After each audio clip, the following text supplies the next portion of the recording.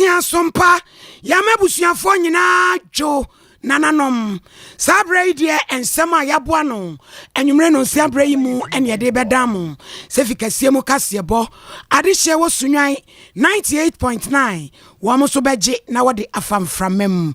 Casiabo is on Facebook so, Ubetimi can be ho, Sompa 93.1, Sompa TV Ghana so, Edaho, Nemon Sambie any.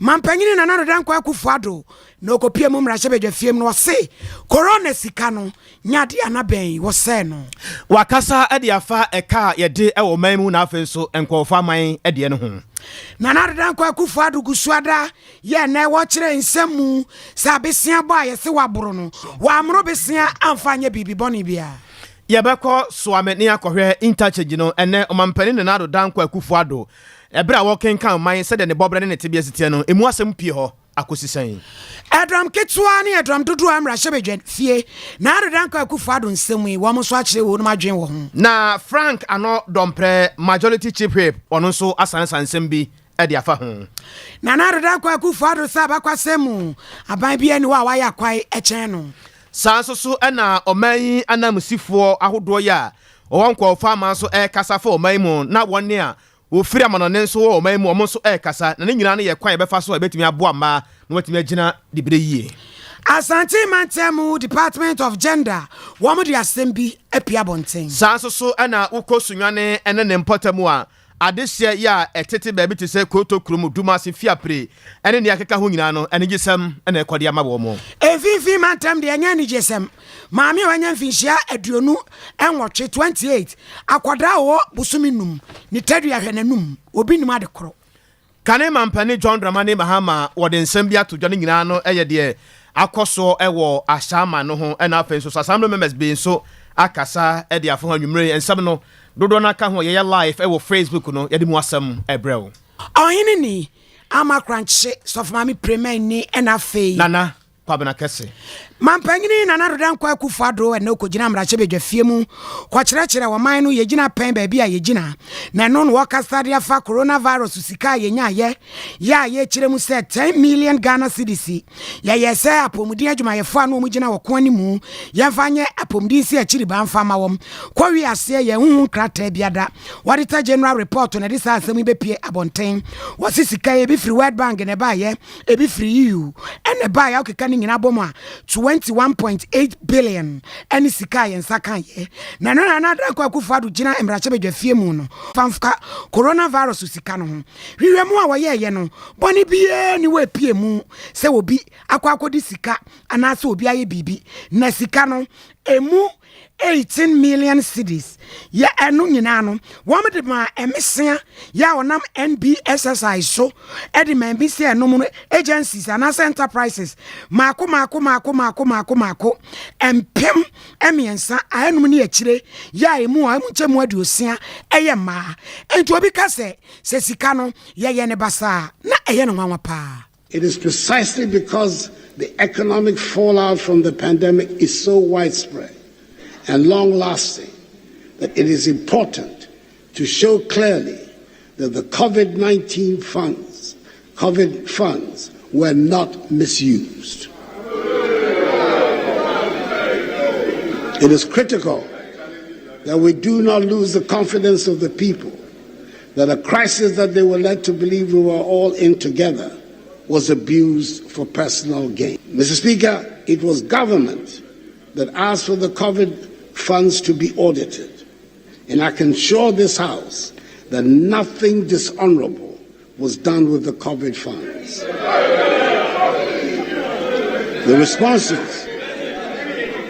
responses from the Ministers for Health and Finance on January 23rd and 25th, 2023, respectfully, have sufficiently laid to rest the queries from the Auditor General's report.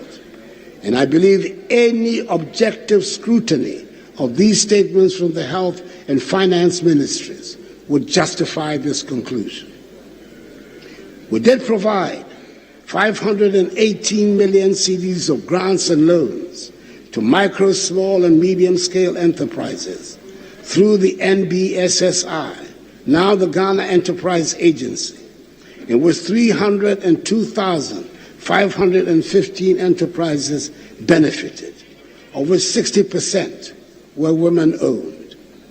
These were MSMEs that were in distress as a result of the pandemic. For some traders, the receipt of 1,000 cedis made the difference between the ruin of the household and survival. In addition, 58,041 health workers were empowered to supplement the existing health sector workforce. Subsequently, all of them have been absorbed as permanent workers in the health sector. Mampanyini na narudan kwa kufado bema boada enemra sebeje fie mu yo kogina ye no enu biro no anu si yanso okasa ye erefa IMF nsam no ehu. Program for economic growth. 8 aims at restoring macroeconomic stability and debt sustainability whilst protecting the vulnerable.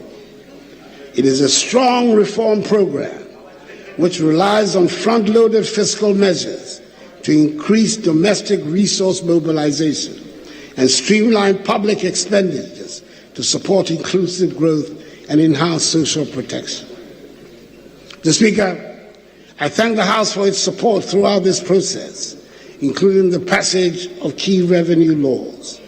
However, a few more of these measures, namely the Income Tax Amendment Bill, the Excise Duty and Excise Tax Stamp Amendment Bills, as well as the Growth and Sustainability Levy Bill, are outstanding, which need the urgent attention of the House and passage to complete the prior actions. This will put us in readiness for our presentation to the Fund Board and, more importantly, bolster our domestic revenue mobilization efforts. Omampani na nado dankwa ekufuado enono na owie ye no amananso ho a somafo be kai na o mahye nso ye wura kwaku agima manu na no ada ogina mu maraso bedwafie ne wo kirekire mu sade enduro ya ye de bebo ye ho bra e o mamu enduro no bi ni ho na akoye sikasem no omampani kasa erefa ho. Mr. Speaker, I must say, however, that the current shortage of some childhood vaccines in the country has concerned me greatly. This shortage, if prolonged, will affect negatively Ghana's childhood immunization program, which has been recognized as one of the most successful in the world. The WHO has only recently expressed worry about a steady decline in measles vaccination coverage globally because of the concentration on the fight against COVID-19. In accordance with our desire not to become part of this global trend, government has taken steps to ensure the stocks of these vaccines are procured and supplied as a matter of urgency and emergency. The Ghana Health Service has developed an elaborate program to catch up on children who have missed their vaccine immediately stocks arrive. Mr. Speaker, I want to encourage all parents and caregivers to ensure that eligible children are vaccinated once this program begins. No child should be denied access to vaccination. Mercifully so far, not a single child has died as a result of the outbreak. This House has already passed into law the National Vaccine Institute Bill, which is yet to be brought for my assent. In the near future, this institute will ensure that no matter what happens to the global vaccine supply chain, we can produce our own vaccines locally. Ghana Mampani, His Excellency Nana Adodankwa Akufo-Addo. Hey, brofuni yesani se mercifully so far. Hey, Adodri. Yetsu akasi abano eswe. Na Adodankwa Akufo-Addo sa besia bebreba yesi an wo bro no. Efri 2017 ya wo ba ben mu. Sika bia ni wa won maje a wo mu hu nkonta. Niema wode ye nyina so na sefata. Se ye di sika na ye bebo besia de aye. Sanse abada ho de wo makana man so memeka no. Na besia ne so nyeso mu fitin ya na ekobro ye de ka ba ye. Wo ba ye no ne abura besia ni bi nsugu ho. En wo so beto aso. Mr. Speaker, was ye di bia ya kwan. Ensam so bereji. Yesi suku adan. Eniema bebre kura bekoso. Ya ben be ya. Ni nyina da wo hia Ghana fo so. Emwa se ye nyina da so ye bebo na chiridom. Was se wo krakra na ni no awe niema ehia no. Ese ya kwan papa. Ese enye ensu papa. Ema de hie num bie. Koda nye suku adan papa tenemu. No mutumi sua dia. Wo hawo ni amade bia dan so entimi emma. Some might be tempted to forget the volumes of sanitizer and other logistics it took to keep the schools open and safe.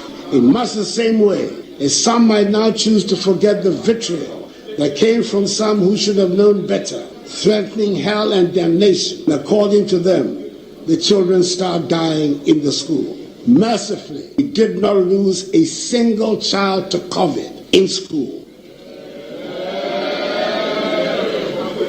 I would like to suggest that with the best will in the world, Mr. Speaker, no auditor can put a figure on the cost of keeping the children in school safely during that crisis, nor the continuing cost of the effect of the pandemic on our young children. Not the financial cost, not the emotional, and certainly not the social costs. And we must thank the Almighty that we have survived to repair the damage and begin to rebuild our economy. Beyond the use of COVID funds, there are legitimate questions being asked about how the country's debt situation got to where it is. Mr. Speaker, let me state emphatically that we have not been reckless in borrowing and in spending.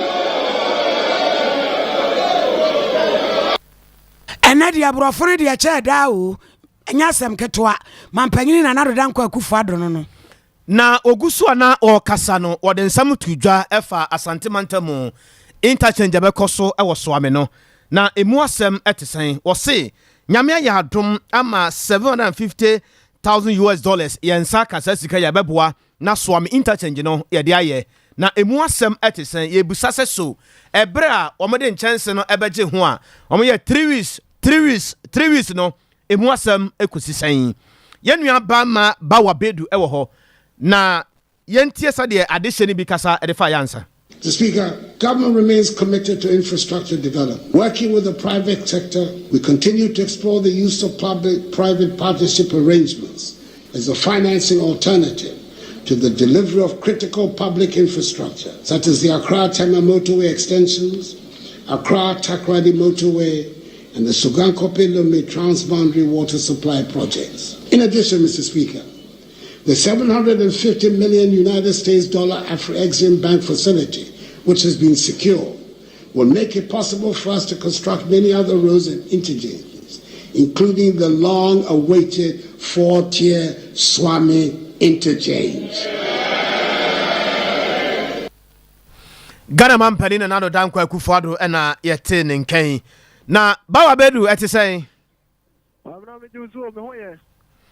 Swami interchange se sia no ehotebia eti sen se de ne yetie oman bobre ne tebia no Swami interchange tebia no so te sen Kabna mamena wase na se de minchia Sompa tiefo nyina na menka se nsesan bia nya emma Swami interchange ne ho ye nyina ya be kai afi etwa mu na Ghana man penyi sesere na na dankwa akufado Wadi asoko tojo bonka chere bo fom si yemfi ase enye na ne ka se mu no tabre na me ame wo ho ka se ebre no a wadi aso ebo fomi na interchange na sisia no nti o me yeti ase se MS Group Desma of Spain na se Rango Construction Limited na se o mo ba be fe na eye Swami interchange no o mo fi ase na mra wadi aso bo tojo bonka chere bo fom take mu na ne o mo de test na da je ho na kwame ana kwabna se uko Facebook obi se metraba nchance deni na tufu ho na sani ade ni mu asia fupa no e bia amaye na ye ina ye nim se ye kaswa ni interchange bia emra Ghana man pay sesent na dongo for do ba no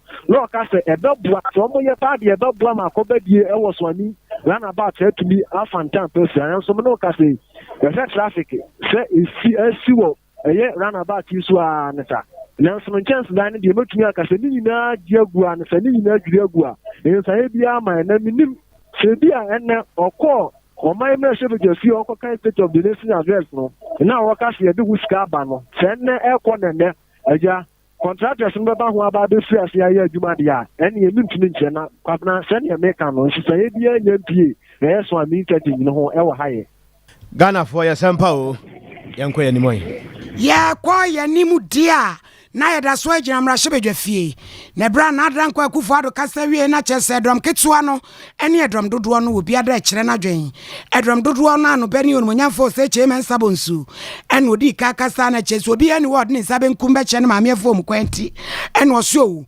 enkomodi ene de se de be koso ane koso na adanko akufo ado se de ogina kasa ye no ne kwanso ano no Speaker, we have listened to the President who was on his feet for 1 hour 20 minutes to indeed lead us on a path of righteousness to really identify where indeed we are as a country. The facts and figures do speak for themselves. But of course, the Speaker, as we have all seen, nearly thereafter, some people rose up and sang a chorus that all belie. Mr.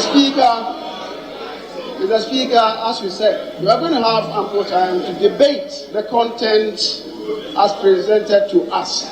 But clearly, what we have seen is symptomatic of what we are going to say tomorrow. We have made up our minds, don't convince us with facts. That is the attitude of some people. The Speaker, is 12 noon, not yet 2 o'clock, and preparatory to the beginning of the debate tomorrow, and not to dilute whatever has been said and the day presented to us and to the nation. Speaker, I would on this occasion move that this House stands adjourned until tomorrow at 10 o'clock in the forenoon. I so move. Warrior ya and drum ketuane so akukwa besa che said ye ni ada akroma enye ni fenti Dr. Kesela to fasen wanu su wiri gina no se nanado won se mo akekanye na Ghana fo besi etie de Ghana fo pesi o mutie pa anye no na wo keka no 40 billion Ghana cedis ya Central Bank ne print ma wo no na se o kam wasem na mu kire Ghana fo. First, let me also thank His Excellency the President for the presentation of the message of the state of the nation. Mr. Speaker, Mr. President, there is indeed a widespread of despair and disenchantment among our people. Millions of Ghanaians are going through unbearable hardships and excruciating pain. Our economy is in its worst shape in decades. In fact, Ghana's economy is bankrupt or insolvent. We are currently unable to repay our debt. Ghana has officially defaulted in the repayment of our debt since January 2022. Mr. Speaker, yet, Mr. President, your government is failing to cut down on the size of government and public expenditure. Ghana is witnessing hyperinflation, largely because, Mr. President, your government allowed the Bank of Ghana to print 50 billion Ghana for the year 2020 and another 4 billion Ghana cedis in the year 2023 first quarter. Mr. President, let it be noted that this expenditure financed public expenditure on the overbloated government expense. Our position is that inflation is currently rising. Monetary policy rate is also at 28%. Ghana cedi is at 20, has depreciated by 20% in January alone. Mr. President, unemployment is exceedingly high at a record level, and as we speak, Mr. President, lending rate is at 40%. Mr. President, our economy cutters largely because it is self-inflicted. Your government inflicted on us and failed to act. Mr. President, this is your scorecard. And this is the true state of our nation. Thank you, Mr. Speaker, and I second the motion. On manya for Kessel ato Forsen. Na owie ye no na kire se fie ho no de emu ache. Na ye nika nkọ dom kese no afam. Trene e wo dom kese no afam. Wono akra ye na saye nsawam adoagiri emrase bedwane Yewura Frank anodompre na semni.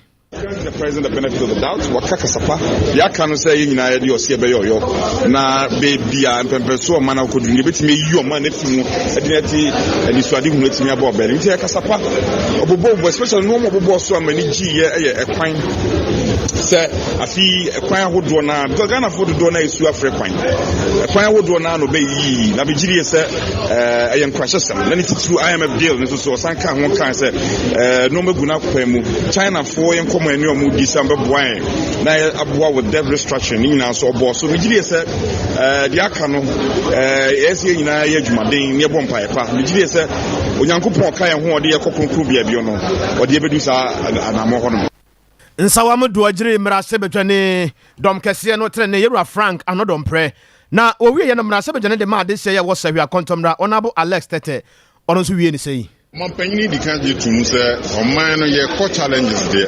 Na challenges na ye ko no nim se ototo ne ma ne na bampanyifo enche oman no ebesensi ni da mu se na esitie ne ntimi fi se omampanyini ne constitution se no no awa be. I mean ni o kan na nya no kure. And sometimes no minority no omo no e na mento o mase because ye nyina wo oman mu ne ye hu se covid ba ye Ukraine ba. Omo nyina gi tum tama na MPs ye ra chi se ye kwa akobọ pan no tem ye na visa says someone need to say COVID war no adentina ye nyina de America akokọ pan ni bi and at the end of the day no omampanyini spend the time on na bampanyifo asevu Ghana for ahotire na aba no obie no mo beka sa ahotire no even ye na me no kase ugogoro be say US omo inflation for the past 40 years nke BC da but then US inflation at 6.4 oko South Africa for the first time omo 80 minutes of power because of Sebebo Sumni actually no more light on the Ghana. In spite of all these challenges, I cause you light so and collect school. I mean, I'm buying AC hospital. Me Obama concerns are quantum. Next week Friday, I buy Yakwako Committee Hospital. I buy as in Ninano, Ayadea, or Mampenini, and then I buy Abomodi Ghana. So we are quantum Marasabajani, Honorable Alex Tete. Now, Bolly Bamboy Marasabajani, Honorable Suleiman Yusuf, or Sosamini. I don't think this is different from what we have heard over the years. It had always been promises and promises and promises. But today, my expectations were not met. First of all, I thought the president would have apologized to Ghanaians, especially when for the first time in many years, we are run out of vaccines and children are suffering as a result of that. A good leader would have apologized to parents, to Ghanaians, for that shortage. I didn't hear that. We are also aware that as we speak, Ashama is boiling. I mean, last 2 days or even yesterday, we saw what happened there. One would have thought that as a president, you calm tempest by apologizing to all those who have been affected and giving them some assurance. That didn't also come out clearly. And then again, as usual, the blame on Russia, Ukraine, COVID, and what have you. One other thing that the president should have done was to also apologize to women. Why do I say so? The president came to this house and told us that the affirmative action bill was going to be passed. That was in 2018. 2019, the president came to apologize for his inability to pass it through. And as I spoke to you, the affirmative action bill has still not been passed into an act. We Yamarasabo Jane demand this year, ya a Bolly Bamboy, Honorable Suleiman Yusuf. Now, what we are crying and a Sagnaligo and Marasabo Jane, Honorable ABA Fuseni says, and to way pan and net was sorry, ya would dare ya what 2 Natalia so better high. Way, Yentinway. When you hear one of the most hopelessly uninspiring speeches by a president of this republic ever. Masa, I would say there a walk room. Obiesu. Ghanaians had omwa bresa na uwo opportunity say uka assembly near some hope bemomwa. Look at the hopeless speech their woman. Where absolutely hopeless speech and providing any item of hope Emma Ghanaians. Because Obabeka say ya one district one factory, ya one village one dam, ya we. What is the import of the uka say why Anka eye papa Ghanaians omu betro musa. Anka police ni nyina ye papa. We your policies there ye papa. Ebe reflecting in the lives of the people. Uka we nyina anko si hwi. Anfa hwi mama.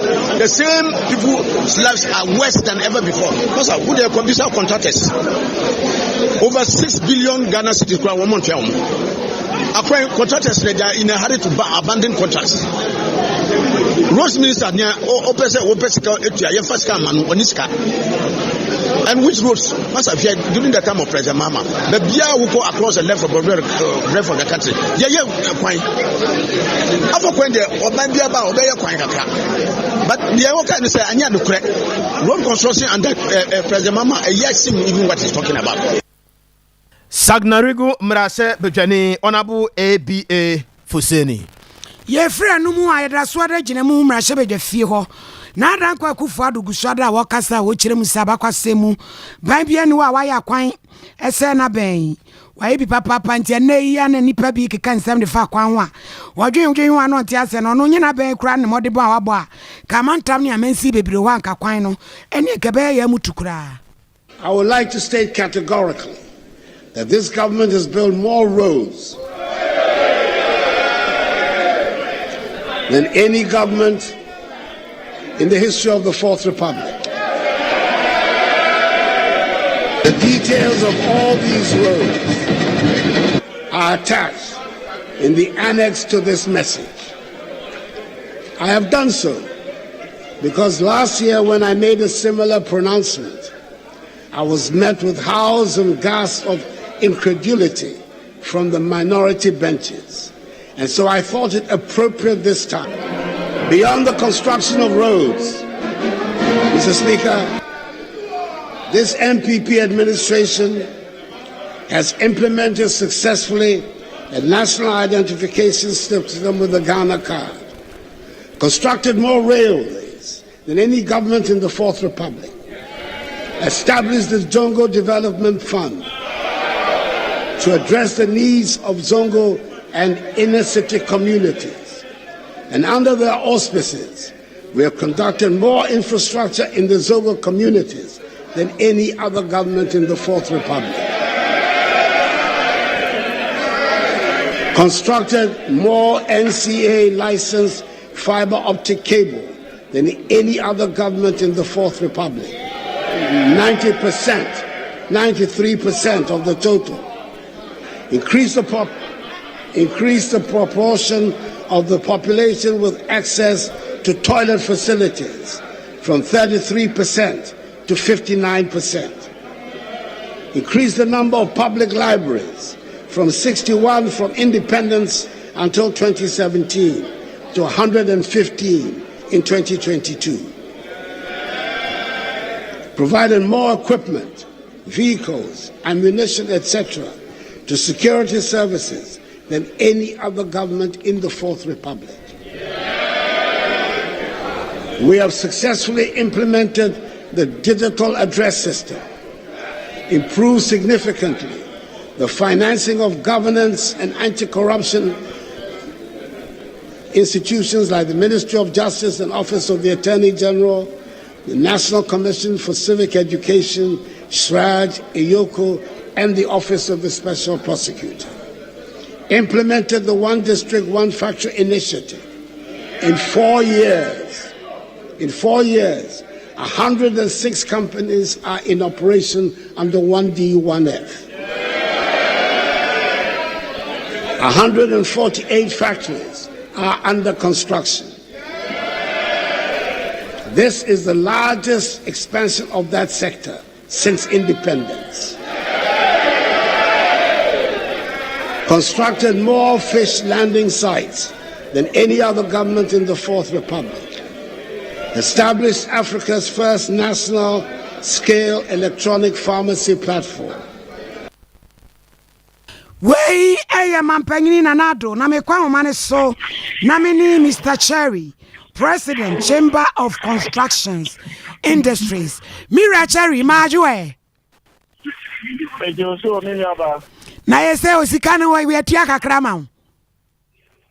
Antiagiu. Wontiai. Antiai. Ba ne uti asem a okafa akwan ho no. Se uti asen na mo fa no. Say ene sama no kasa no. That time no so na contractor for so abaye officer omo man send omo niamwa. Enti ebo amu. Enti wonyame ni penim. They are mapenika they manti baku kra because the contractor for mo di omusa to omudrim. Esu ebo abo man send esu fra man send Ghana Chamber of Construction say omo begina omo na omo yi omo place how enya manye hu emu enti ene de omo benika de menya tie ansa na menya botere akan de okan say na ben ya kwan echen ya ben bia e wa bakwasem na mo ne ya adwen sa samo na mo ya kwan no beda na ti aya de What kind the emissary? What in the year? I want your name penny. A Juma dear, or the baby I'm a contractor for. I hear Bipa. Now so. A Juma any answer no baby so one check. And yeah, they say, or the one who. Now so the air Yanni say. Then or the one who. I'm beside also say. Contractor for. We have said to my being. I only one who. That contractor for no more problem to say. And no, I need to say, I'm penny in our software. Almost I'm a quarter, I'm a transit. Don't take it so very fresh, and I'm going to say, I'm past. And man, and me, I'm with GM, or we need GM, and say, I quite your beer, I quite your beer, I can channel so on it. I'm with you, not Jack Canus.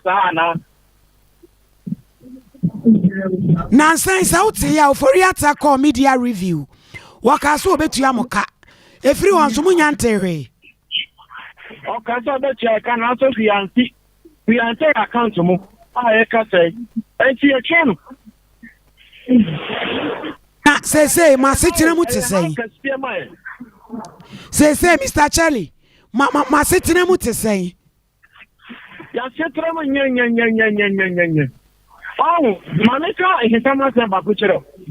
Also, Montagny, there be a back up abroad, what do you call it? The can of trim crossing. Approbo and probo. Or quapra. Very good. And that be our back up, Prono. Oh, sir. Now, Minister for Roads and Highways. On himself, under the president, the Mouni routes are the cop. And about no free contract, our area, Hono. Now, free contract, I say, Mr. Abra. The Dukahi, or the Dukan 100 million in Missika. Now, see the 50 million, must be 5 million, and 10 million. It's now on my payment by Manitoba, Special Jumano, and TSA who said, we are tomorrow. A bus and a contract, and also the second Sakaki 1. Now, mobilize it, no, on my payment, I'll be a fun fair. The liberty, so a Juma Coso. Now, so a free one contract and not to buy a coin, so would you found it from them here? So I see, and we are opening the clock or the John. You see, they are deceiving the president, they are misleading the president. Honestly speaking, that is sincere. The way they are treating the construction industry in the country today, to be honest, it's nothing to desire about. Mr. Cherry, Nasa members in here, Sadia, Sam Wow. Say, Muninamu, Chancy, bet you am a canny, this is Kaki to every dada, Monomo Cordia.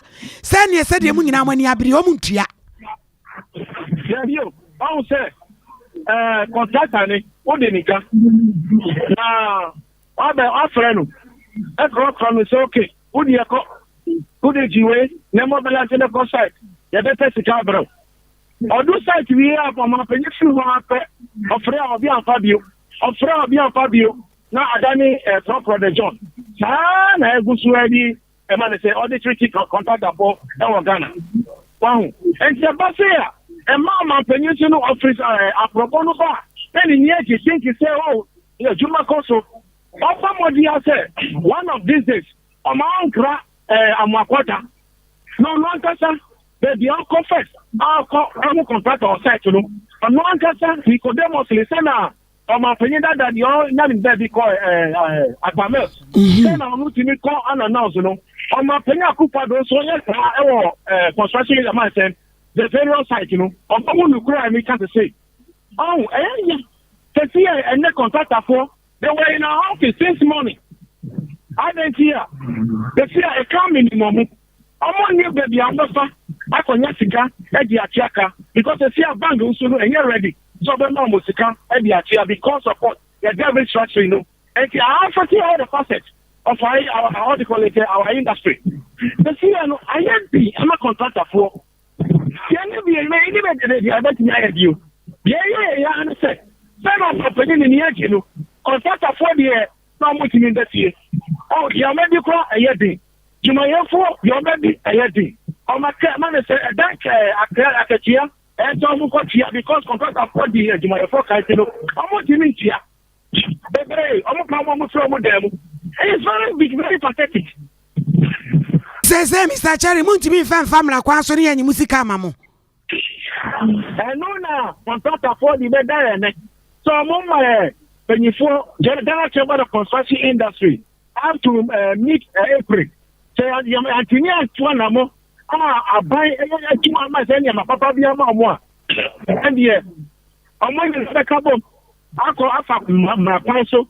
Never Sansua, a car a bicycle, a baby. A cabin, a baba buying so. Now says the Tiano. I buy any contractor boca debris. And he probably say interest on delay payments. And interest on delay payments, I was there.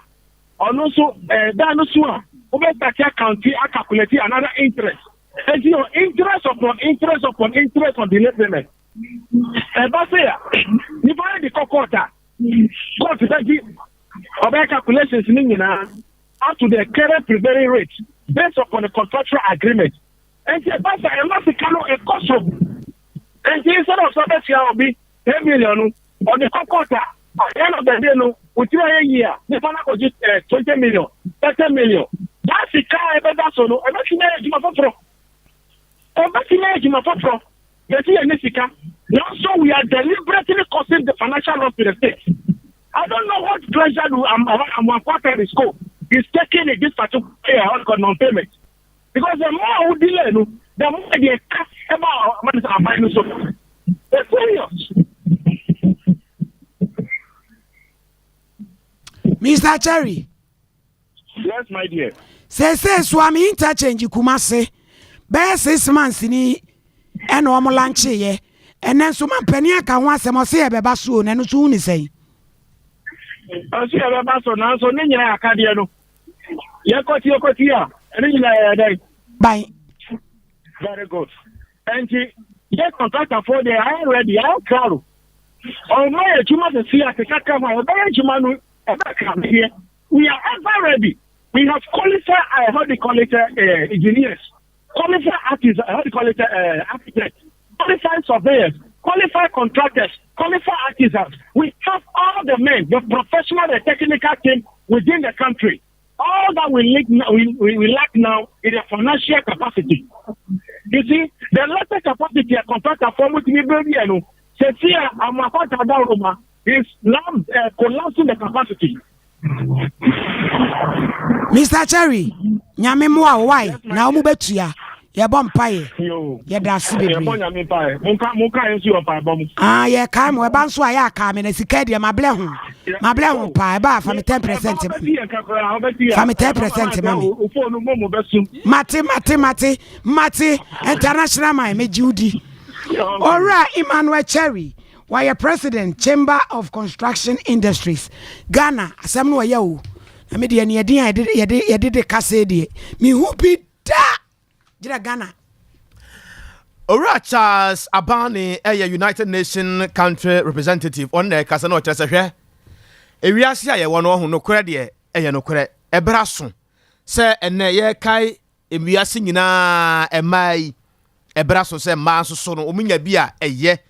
Na afidie na semitira na daso ene se yesu adwenam mfidi kwan so na yede niema foforo ka ho na betumi aboa ma niema atumi akoso bra na wone nsam twrofo nante kakra e wo saa da yi hu no ne nsam wode mansam twrofo ni for the commemoration digital all innovation and technology for gender equality is especially significant as the world now grapples to employ new approaches to reveal all aspects of development after the unprecedented challenges presented by the COVID-19 global pandemic. During COVID, with its attendant restrictions, the gender digital divide and inequality became apparent, especially in Sub-Saharan Africa, including Ghana. When everyday life and activities become technology-based and moved online, more women and girls compared to their male counterparts.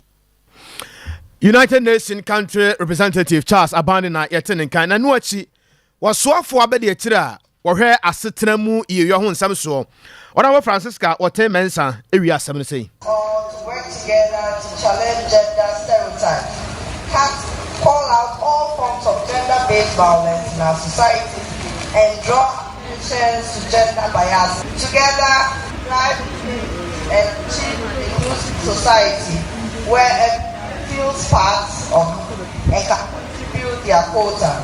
It is also our belief as a ministry the commemoration of the international will be used to advance gender equality in the context of innovation, digitalization, and technology. The ministry on this occasion wishes to salute all women of the Republic of Ghana and our male, very important, our male champions for supporting the cause of gender equality, gender equity, and women's empowerment. Happy International Women's Day to all our gallant women. We say Ayiko. Oswafo abedi echira ohwe asetremu brabo ho nsem so onabo Francisca Otemensa Asante Mantemo Regional Director, Department of Gender and Social Protection, Madam Farida Ahmed Chei, and Odiabetu Joa Wochirem say a cast a domestic violence. A fiemun tokwakoni awadiemu mabwa. Yadi akuna nimu papa wasi ebi wa maso ye noa ye de ombe tumi kan masumdwe bai na de womu tumi aboro wo mo so de wom de kwatran ye seso kan wasem ene nyina wiase ye si wa ye de kai ema no nenam so ama International Women's Day ye maame Farida Ahmed Chei ochire musa Ayaya kadia eba yenim bedre paye domestic violence ayaya kadia ema ekom teaching na eba yenim pa any child abuse and cry yo ayaya kade and no eba yenim pino kase enya awarefo obi ohono ma oni be ma no onye no ho ade ba kono se awarefo a pepepe nti eye both ways aye awarefo ene oma omunware ye ebia yefansenka asema nchebe kan ta cautious no omu stebi omu na say entnachi ene omu anka sadi omu fo mu se eye aware na omu elbari abo brana so omu pese omu stebi omu ene omu eye emani tichu ayaka enyanka emema bitinya ya bua say omu betini omu be ye backbone and so omu be ye motivator because yefanse for instance ebia senka aware mu a enwe se ye aware fo ebia nka yeni ebusia na yebo enti obua ni na no so mabua na ochine bi mu ahoche bakrampa ani dia ni ntami oba no the info cramp se me for short crampa no be ma no ubetinya so ma na mo so betine gina mi na so but ekoyese ba ko fo na yeja na bon so na se efiadio ana se juma nto teacher and quantity yemuntu se jabo ba ko so a emani ye ha ana se eni ji sanke wa waliemu ana se ewo ya fitina mu nya ene ya sanse ya ye bebre na ebu afa adwinu yare sa depression and blood pressure ni sanu manu nya so okabu ma teacher no aya na efisa enyamani ma ketenketena aya na teacher ema ekomu onse aware die ni say info cramp in the Bible no ana se Quran ni say be man ni efiti in the first of all aware die nka ebi na nchi no obumi ena eba mejuma no so so a no ubegule na mi so so lebu ejuma awo ye na nso bu nso ejuma na ye na info cramp no te enkofo na ni wo mu di ni wo mejuma no so cramp a chi se ona omuko ohawmu Wey eye Farida Ahmed Chewa ya wono eye Regional Director, Department of Gender and Social Protection. Assembly member ewo Ashaman official town electoral area eye onabo ni Ayiku Kabute one e kaso se hwe efi se ya wo no beka samu hu brosa ada sadi yesia brim wo mo brim tropa ewo Ashaman wo hu na we den na upie da bi o na o kwahen o pia kwahen o kwa dwonso na akoto kurukuri ana akoto de kwai wo de ekọ na ba hia cruise no wo ho sadi yesia bro wo mo no wo so wo hunu bi da de wo kwa adwuma wo de wo ba wo de afa na wo kwa ne mpra ho de wo beka akwan mu wo tese wo bia ya brim wo mo bia kom hwidiem wo se asrafo ba sa duo no mu ho se kinkirim hey sim pam pam pam pam pra pra pra pra hey yentie no ai Yandy, let's say, Olivia, Kosovan, your area. Yeah, little Kasa, me Baba, Kose, or me, Minakoski, and I call say, a man, and area Holland Casantas. I was of a zone like a 1 year, the main station area. Yes, for years, maybe it's a perform extra and no year. Yama, for the Casa was saying, but once I say, I'm talking to you, maybe Bishop for minimum, and Papa, and so for zone like a side. Then not to me, no like a something and I'm and I'll see you on the town back. But I was thinking, so not to do what to be better, say, but you busy among us, and but it's said I'm and so when you're in the bar area, how much of the week I can say, win, I didn't buy. And it's the audio, it's their friend, because brother, and I look as I say, oh, I'm saying, and I say, in trust and it's my game. Any ya Echagu ye Ashaman official town electoral area, assembly member ya honorable ni Ayiko Kabute. Na ne papanso Ahmed Abdul Rahman. We be a wakasa ya fortress say we jani nyina de ma bambo adwuna tuku no yeni nkoma kakra e wo ho brigadier general Nunu Mensa brebi atwam na otu kane mampani John Evans Fifi atamesfo e wo bambo mu papa urade asomdwe nka wo Sompa FM so ni. Hello Penny Mejozo Bacho na pombo ko de papa oko metase yeah you said that's papa de na ba papa wadawro ma omrante na akeka o mu ho say no ya kan say na say ya duru hin wadawro ma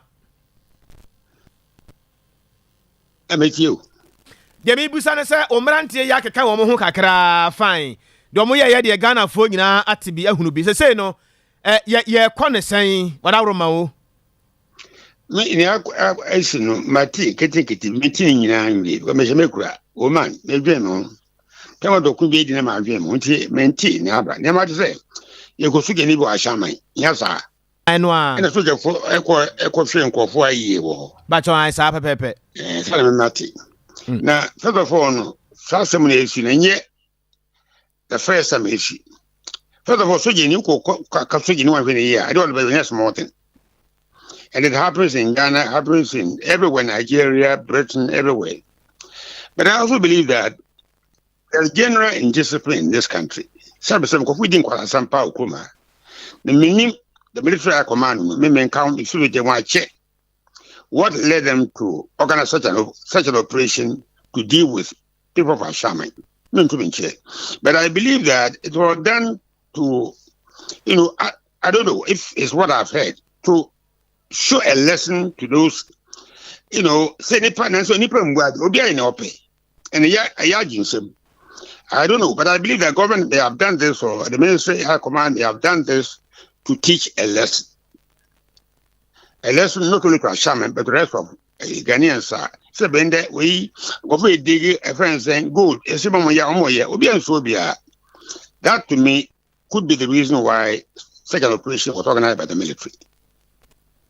Brigadier, ya hwe say you say eba ne say ya adwuma no de wo na wo te ase yi pa ya na ye won chen ya na ye kansen bebere say e na mo buru wo mo na ye den ka mo jai ma hwehwe mu kra koso bia nka mo hunu nipa o mo di sansem mo ne no obi ka say yi a wo be ka ne san asra mu no be ka ne san so therefore be so gem a che edu 63 years ni na if so gem say yen chen say sabi ye chen rough job no a rough job.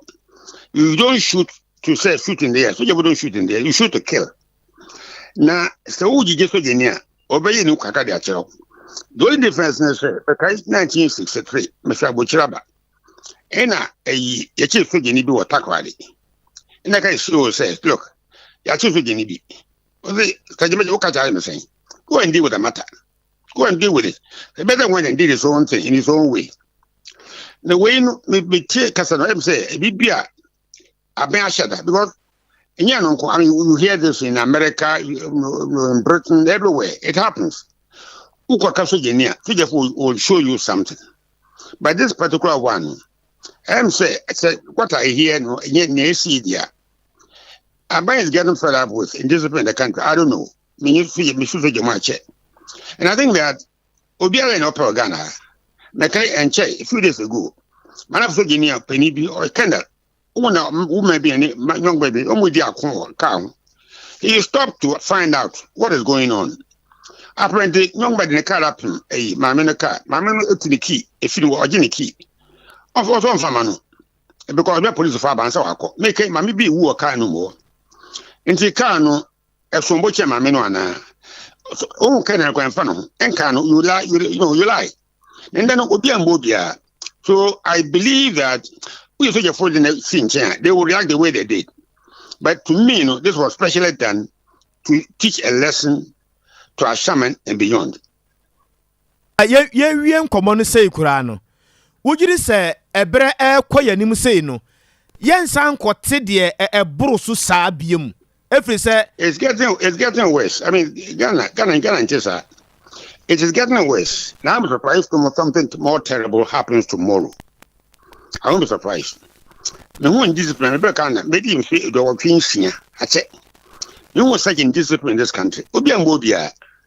We did what them, basa. And it's about time the government to put its feet down to control and discipline in this country. As one of these days, ABC, something more terrible will happen, which will engulf all of us. Everything. There is time, you need to do a wedding. 79, since before independence. Now I'm sure one of these something more terrible going to happen, which will engulf all of us. General, you may so brepa, Yadasapa. Brigadier General no mensa e brebia etwamuna woye bambo mufutufo edema kane mampane John Evans Fifi Atamils.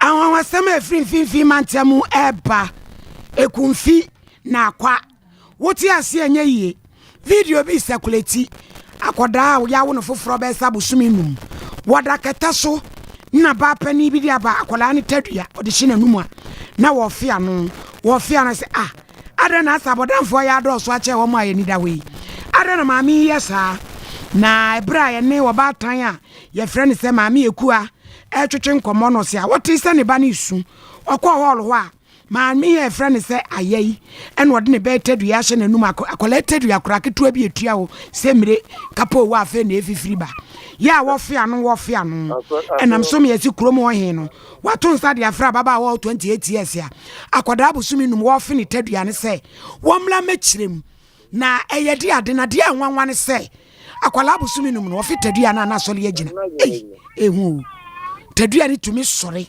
busumi no se wono no wo feelings ya akola busumi num wo tumi wo feelings sa wo sake no a wono ne tadua ne tumi eye pre fia eye pre gina ho wo de mame kwa o mane so e na me ni Ora Philip Costa Meza entwetwe nkomo yese ne wo faase o mo hwe mo mra social media ababa wa no no ofia akola na akola ne so ye lewo ye se feelings de mfa akola ho eja Micah. Hello Mr. Philip Micah. Yes sir me ma wanajo mbacho yewa what and then yani adumo woswe erade na dawroma na yesi akola ya ye fini be me ye wo faase a mbacho ayamenana waya unana maami na wo fi akola ne be ma no sabe na dwene wabodam baja wose maami no wo fi akola ne be ma no wabodam wana line sinu me yo line mu ye mi so de mete won kapa o gina ye kakra wote menka yes de mete won kakra maami na wo fi unana ne be ma na no ayayem bia wabodam ana wo ye nipa kan ni say nipa kan pa wa wo mienu ni si afu mienu na o se ne help any senti a wo fi akola ne be ma no na ma ya gini wa yan chesi dada anu na aye ma se kunu mu aye di jesa akra no adia na oye no onim se obi video no ana onim bibi wa chire nti eguso aye bisa no se ne obetuma aka no kre omo ya nkete ese ne miensa na omo amse ya se wo omo asi omo kunu omo yesa no na eyede no nya wo nana na oye ne sa wo nana no nti eyede no nya wo nana ne ye ne sa no Hello. Dem tie mi o. Eye de no nya wo nana no ano oye ne saa no. Me nana no na akwara no ba ko no ono so wo mba mienu. Na o ji achiza ye tete nsem no ma na asem no se nu kura fini nchen kakra. Nta me se da no opra ye na odetumi aye ze o da aye ze o. Ona ontumi nka no kwa na pese o ka no kwa. Ansa na am feedback no. Ababa wa no ni ku atu kwan. Ni kura atu kwan. Na chese ne kwodra na. Nuclear to quite working waging for fishing work. Nani kwa tu kwaya. Sa kwala we wakwafe hu no ne nakoda na asede.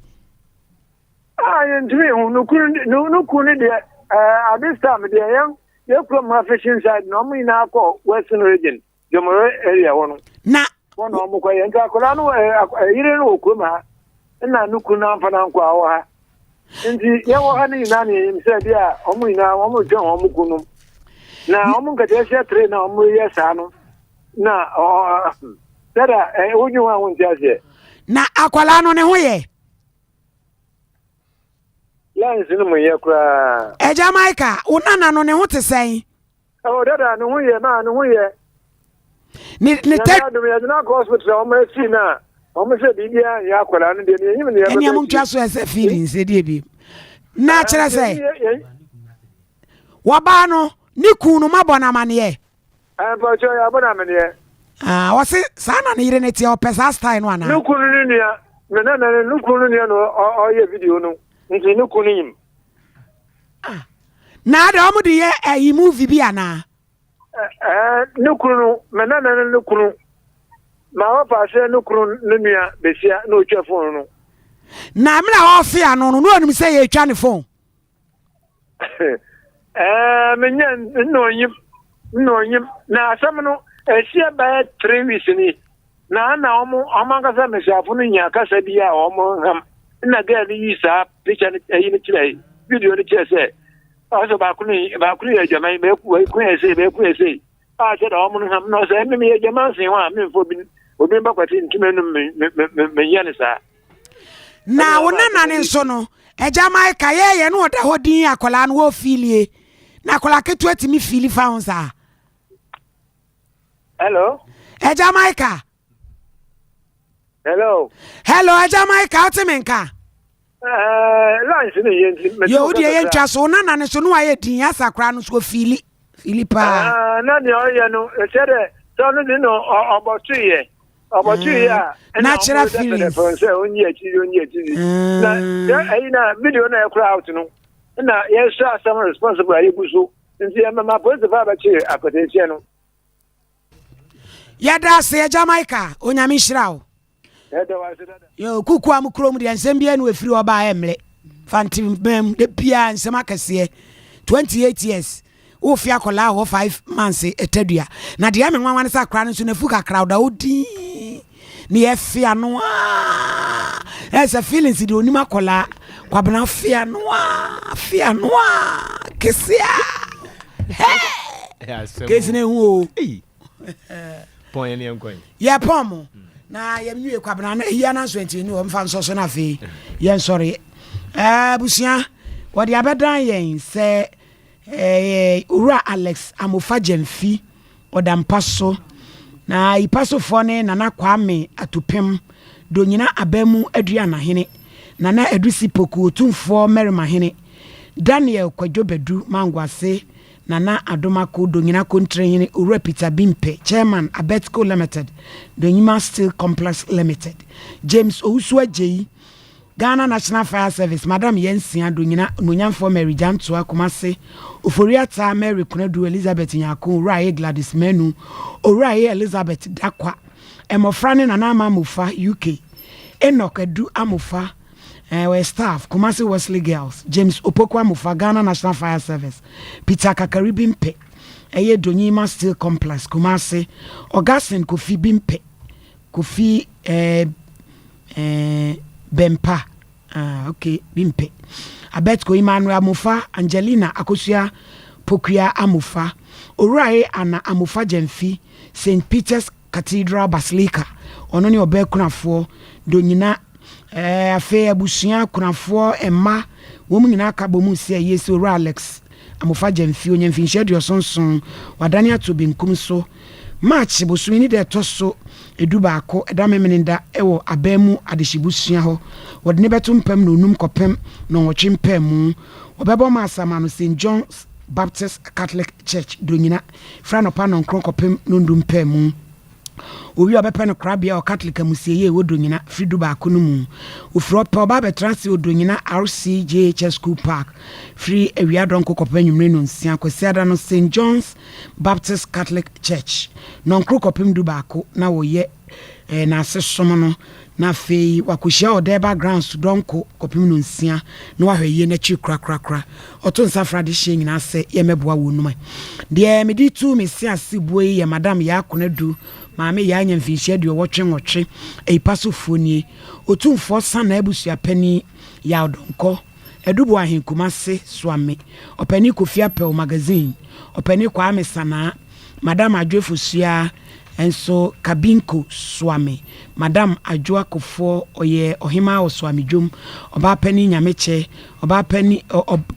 oba pani Jomo Kenyatta CPC emofrane asafo akwa AJ secretary ani Goy filling station offenso asamankama Professor Joe Otienje President Baptist University akane no e woswafo Oraya Obuachi Srebo ye MD ewo House of Openness Sana Hardware Stores edum Oraya Gladys Grace upon Denchemoso Oraya Comfort for Joe US Oraya Sarah Efiajomo Canada Madam Rose Otin MC Ejeso ene sana busua nyina ewo kumase swame na esie ye se maame ye kwadu eda fom odne beto empem March bosome ne de toso du baako 20 first Cabbage Street AK 592829 atwema denchembo so